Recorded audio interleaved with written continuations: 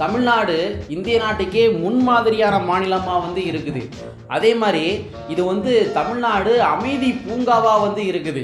இங்கே எங்கேயுமே எந்த விதமான பாரபட்சமுமே வந்து நாங்கள் பார்க்க மாட்டோம். ஆனால் குஜராத்தில் மோடி இருக்கார் இல்லையா, அவர் என்ன பண்ணியிருக்கிறாரு, அந்த மோடி மாடல் குஜராத் மாடல்னு காட்டிக்கிட்டு அந்த ஏழை எளிய மக்கள் வாழ்கிற அந்த பகுதியெல்லாம் வந்து திரை சீலை போட்டு மூடியிருக்கிறாங்க. தீண்டாமை சுவர் மாதிரி வந்து அந்த சேலையை போட்டு மூடியிருக்கிறாங்க. இதை வந்து நாங்கள் திராவிட மாடல் சார்பாக வந்து நாங்கள் வன்மையாக வந்து கண்டிக்கிறோம். நாங்கள் ஒரு நிமிஷம் மிச்சர் தான். நாங்கள் என்ன சொல்கிறோம்னா, நாங்கள் தமிழ்நாடு மிச்சர் பயங்கரமான மிச்சர் சாப்பாடா இருக்கே. மிச்சர் சாப்பிடுறீங்களா? இல்ல எல்லாரும் சோறு சாப்பிடுவாங்க, வேற இட்லி சாப்பிடுவாங்க. ஆனா நீங்க மிச்சரை சாப்பிடுறீங்க. மிச்சர் சாப்பிடுறதே எனக்கு வேலையே. மிச்சர் சாப்பிடணும். அப்பக்கப்ப நாங்க வந்து தமிழ்நாடு தான் வந்து இருக்கிறதுலயே வந்து இந்த ஆட்சி தான் நல்ல ஆட்சின்னு சொல்லி நாங்க சொல்லணும். நாங்க ஒரு நிமிஷம் இப்ப என்ன சொல்லிக்கிட்டு இருக்கீங்க? இல்ல செய்திலாம் பாக்கலையா நீங்க? பாக்கல. வந்து இந்தியால இந்த மோடி அரசாங்கம் இருக்கு இல்லையா, அந்த மோடி அரசாங்கம் என்ன பண்றாங்க, ஏழை எளிய மக்கள் வசிக்கிற பகுதியில் வந்து அந்த திரை சிலையை போட்டு மூடிக்கிறாங்க. இதை வந்து நாங்க திராவிட மாடல் சார்பா வந்து வன்மையா கண்டிக்கிறோம். இந்த குஜராத் மாடல வந்து வன்மையா வந்து நாங்க கண்டிக்கிறோம். ஐயா மிச்சர் சாப்பிடுங்க, திரும்பி பாருங்க. மிச்சர் சாப்பிடுங்க. இல்ல நீங்க சீலையை போட்டு சொன்னீங்கன்னா திரும்பி பாருங்க, அது எந்த ஏரியான்னு பாருங்க. பாத்தீங்களா, நான் சொல்லி வாயம் உள்ள அதுக்குள்ள இந்த குஜராத் மாடல்காரங்க இருக்கிறாங்களே. ஐயா அது குஜராத் இல்லையா, மதுரை பந்தல்குடி. மதுரை குஜராத்ல வந்து மதுரைன்னு சொல்லி ஏதோ ஒரு ஊர் இருக்கு போல. அந்த மதுரை பந்தல்குடியில வந்து ரோட் ஷோ நடக்குது. தமிழ்நாடுடைய முதலமைச்சர் அந்த ரோட் ஷோவுக்காக கட்டப்பட்டது. குஜராத்லயும் வந்து மதுரை பந்தல்குடின்னு சொல்லி ஒரு ஏரியா இருக்குது. ஐயா தமிழ்நாட்டுல மதுரை மாவட்டம் பந்தல்குடி பகுதியில் அதே தீண்டாமைச்சர் நீங்க சொல்றீங்களே, அதுதான் அங்க கட்டி மாத்தி சொல்றீங்க. என்ன சொல்றீங்க? மதுரையா? ஆமா. தமிழ்நாட்டுலயா? ஆமா. திராவிட மாடல்லையா? பட்டியல் சமூகம் குறிப்பா வந்து சிறுபான்மை மக்கள் வாழக்கூடிய பகுதியை மறைச்சிருக்காங்க, தெரியலையா? ஐயகோ. வணக்கம் வணக்கம் வணக்கம். இப்படிதான் நம்ம மோடி அரசாங்கத்துல இந்த திரை சேலையை போட்டு மூடினாங்க இல்லையா, G20 மாநாடு அப்படின்ற மாதிரி மாநாடு நடந்துச்சு. அந்த மாநாடு நடந்தப்ப அந்த திரைசீலையை போட்டு அந்த ஏழை எளிய மக்கள் வசிக்கின்ற அந்த குடியிருப்புகள் எல்லாத்தையுமே மூடினாங்க. தமிழ்நாட்டுல இருந்து கண்டன குரல் பயங்கரமா எழும்புச்சு. அப்பா எத்தனை பெரியாரிஸ்ட் அமைப்புகள் வந்து இப்படி ஒரு பட்டியல் சமூகம் ஏழை எளிய மக்கள் வாழக்கூடிய பகுதி வந்து இப்படி மறைத்திருக்காரு, ஐயகோ அப்படின்ற மாதிரி ரொம்ப பொங்கி தீத்தாங்க. ஆனா இன்னைக்கு நம்ம தமிழ்நாட்டுல திராவிட மாடலுடைய ஆட்சியில மதுரை மாவட்டத்துல பந்தல்குடி ஏரியால அந்த சம்பவம் நடந்திருக்குது. ஆமா, அந்த பந்தல்குடி கால்வாயை ஒட்டி பட்டியல் சமுதாயத்தை சார்ந்த மக்கள் நிறைய பேர் வசிக்கிறாங்க. சிறுபான்மை மக்களும் அதிகமாக வாழ்றாங்க. ஸோ அந்த இடத்துல திரை சீலையை போட்டு மூடிக்கிறாங்க. இதை கொஞ்சம் நம்ம டீட்டெயிலா வந்து பார்த்துருவோம், சரிங்களா? அதாவது தோழர், சில தினங்களுக்கு முன்பாக மதுரை மாவட்டத்தில் கடுமையான மழை. அந்த மழை ஏற்பட்ட பொழுது அந்த பந்தல்குடி கால்வாய்ன்னு சொல்லுவாங்க, அந்த கால்வாயில பயங்கரமான வெள்ள பெருக்கு வந்து ஏற்பட்டுச்சு. அப்போ பந்தல்குடி கிராம மக்கள் வாழ்றாங்க. பந்தல்குடி கிராம மக்கள் வந்து அக்கறைக்கு போறதா இருந்தால் குறுக்க வந்து ஒரு பாலம் வந்து இருக்கும். அந்த பாலம் வந்து ரொம்ப பழுதடைந்த ஒரு பாலம். ரொம்ப வருஷம் ஆச்சு அந்த பாலத்தை வந்து சீரமைச்சு. அப்ப அந்த பாலத்துல வெள்ளப்பெருக்கு ஏற்பட்ட உடனே அந்த பாலத்துக்கு அடியில அந்த தூண் இருக்கும், கண்ணு இருக்கும் இல்லையா, அந்த கண்ணுல போய் முள்ளுகள் எல்லாம் சிக்கிக்கிருச்சு. ஏன் சிக்கிச்சு? ஏன்னா பல ஆண்டு காலமாவே தூர்வாரல, அரசாங்கம் வந்து தூர்வாரல, அரசாங்க அதிகாரிகளுடைய அலட்சிய போக்கு. அப்ப அந்த பகுதியில் இருக்கிற ராஜா என்று சொல்லப்படுகின்ற ஒரு நபர், டிஸ்பிளேல போட்டோ காட்டுறேன் பாருங்க, ராஜா என்று சொல்லப்பட்ட நபர் என்ன பண்றாருன்னா, அந்த கால்வாயை வந்து சுத்தம் பண்ணுவதற்காக அந்த முள்ளை இழுத்து போடுவதற்காக உள்ள இறங்குறாரு. ஏன்னா தண்ணி போகல அப்படின்னா, அந்த கண்ணு வழியா தண்ணி போகல அப்படின்னா பந்தாலுடிக்கு பகுதிக்குள்ள போயிடும். ஸோ அதனால என்ன பண்றாருன்னா, உள்ள இறங்கி அதை இழுக்கு பாக்குறாப்புல அந்த நேரம் பார்த்து வெள்ளம் அதிகமாக வந்து அவர் அடித்து செல்லப்படுகின்றார். ஸோ வந்து உயிர் இழந்து விடுகின்றார். ஸோ அதனால பந்தல்குடி கிராமத்தை சார்ந்தவர்கள் என்ன பண்றாங்கன்னா, கடுமையான போராட்டங்கள் பண்றாங்க. விடுதலை சிறுத்தை கட்சி தான் இந்த போராட்டத்தை முன்னெடுக்கிறாங்க. அதுவும் எங்க, அந்த பாலத்து சென்ட்ரலே உட்காந்து போராட்டம் பண்றாங்க. நேரம் ஆக ஆக தண்ணி வேற ஏறுது. காவல்துறை அதிகாரிகள் நீங்க கிளம்புங்க, தண்ணி வேற ஏறுங்கன்னு சொல்றாங்க. நம்ம அந்த ஸ்பாட்ல இருந்தோம், நீங்கள் இருந்தீங்கன்னு நினைக்கிறேன். அப்ப அந்த போராட்டம் நடந்துட்டு இருக்கும் போதே அமைச்சர் மூர்த்தி அவர் வராரு. வந்து என்ன பண்றாருன்னா, ஏறக்குறைய 96 கோடி 96 கோடியில நாங்க இந்த பாலத்தை மூடு பாலமாக மாற்ற போறோம். அதாவது இன்னைக்கு வந்து இந்த சாக்கடை தெரியுது இல்லையா, அது தெரியாம டோட்டலா அது வந்து மூடு பாலமா நாங்க மாத்திருவோம். இதுக்கு வந்து ஒரு திட்டம் வந்து உருவாயிருச்சு அப்படின்னு சொல்லி உத்தரவாதம் கொடுத்து அந்த இதை அவங்க கலைக்கிறாங்க. சரிங்களா? அந்த போராட்டத்தையும் நடந்துருச்சா? நடக்கல.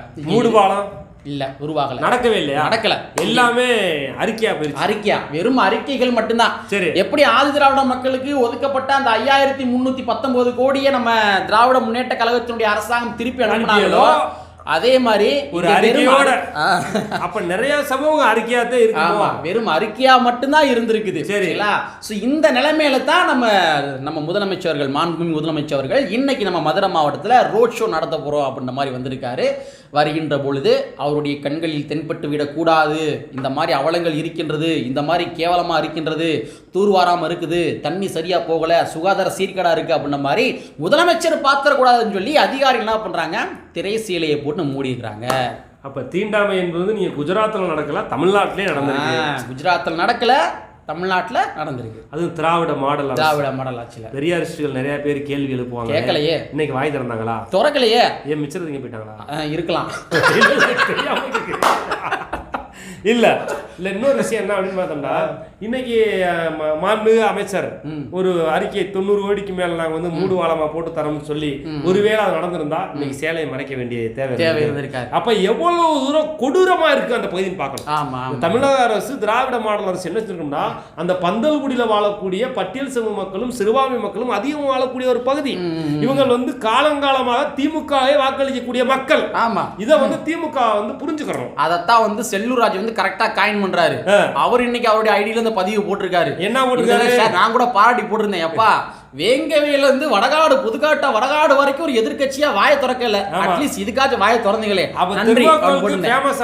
ஆமா, அவரே வந்து குத்தி காட்டுகின்ற அளவுக்கு ரொம்ப ஒரு கேவலமா, குறிப்பா பட்டியல் சமூகம் வாழ்கின்ற பகுதி, சிறுபான்மை மக்கள் அதிகமா இஸ்லாமியர் வாழக்கூடிய பகுதியை இப்படி சேலையை போட்டு பொத்திருக்கீங்களே அப்படின்னு அவர் கண்டனத்தை பதிவு செய்திருக்கிறார். செல்லூர் ராஜ் அவர்களுக்கு நம்மளுடைய நெஞ்சம் நிறைந்த வாழ்த்துக்கள், வாழ்த்துக்கள், வாழ்த்துக்கள், வாழ்த்துக்கள்.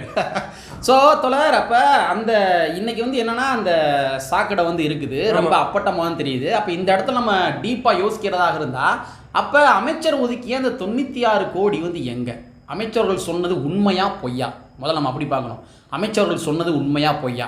ஆனால் தமிழ்நாட்டு மக்களின் மூலமாக தேர்ந்தெடுக்கப்பட்ட ஒரு அமைச்சர் வந்து பொய் சொல்வதற்கான அவசியம் வந்து கிடையாது. அப்ப அந்த 96 கோடி வந்து எங்க போச்சு? அதிகாரிகள் சரிவர நடைமுறைப்படுத்தலையா, இல்ல அமைச்சர்கள் பொய் சொன்னாரா? இந்த மாதிரி டீப்பா பார்க்க வேண்டிய தேவைகள் இருக்குல்ல. ஆமா, திட்டம் போட்டிருப்பாங்க, அறிக்கை கொடுத்திருப்பாங்க, ஃபண்ட் ஒதுக்குனாங்களா ஒதுக்கலையான்ற நமக்கு தெரியுமா? அதை ஒதுக்கி இருக்கணும்ல. எத்தனையோ இதுக்கு ஃபண்ட் ஒதுக்குறவங்க, குறிப்பா பட்டியல் சாதி மக்கள் வாழ்கின்ற பகுதியில ஒரு அறிக்கை விடுறீங்க, அதுக்கே ஃபண்ட் அலாட் பண்ணி செய்யக்கூடாது. இப்ப இதுல ரொம்ப முக்கியமான இன்னொரு விஷயம் தெரியுமா? இந்த விஷயத்தை அட்ரஸ் பண்ணது யார் பார்த்தோம்னா விடுதலை சிறுத்தைகள் தான். இந்த விஷயத்தை அட்ரஸ் பண்ணது விடுதலை சிறுத்தைகள் தான். இப்ப பேக்ரவுண்ட்ல ஒரு வீடியோ காட்டுறேன் பாருங்க. கலட்டிட்டாங்களா? ஆமா, என்ன கலட்டிட்டாங்க தோல, அதை கலட்டிட்டாங்க. எப்படி கலட்ட வச்சாங்கன்ற சொல்லவா? அதாவது என்ன பண்றாங்கன்னா, காலையில எடுத்து சமூக வலைத்தளங்கள் எல்லா இடங்களும் ஸ்ப்ரெட் பண்றாங்க. விடுதலை சிறுத்தை கட்சியை சார்ந்தவங்க ஸ்ப்ரெட் பண்றாங்க. இதை இன்னொரு ஒரு சூப்பரான ஒரு ஸ்ட்ராட்டஜியை பண்ணாங்க. இது வந்து விசிகாரம் மட்டும் தான் பண்ணுவாங்க. அவங்க என்ன பண்ணாங்கன்னா, சரி நீங்க வந்து திரைசீலை கட்டிட்டீங்க, நாங்க என்ன பண்றோம் பாருங்க அப்படின்னா ஒரு ஃபிளக்ஸ் அடிச்சிட்டாங்க. ஒரு ஃபிளக்ஸ் அடிச்சு முதலமைச்சருக்கு கோரிக்கை, நீண்ட ஆண்டுகளாக தூர்வாரப்படாத இந்த பந்தல்குடி கால்வாயை தூர்படுத்தி தர வேண்டும் அப்படின்ற மாதிரி அவங்க திரைசீலை போட்டாங்க தெரியுமா? அதுலயே போய் ஃபிளக்ஸ் அடிச்சு ஒட்டி விட்டாங்க.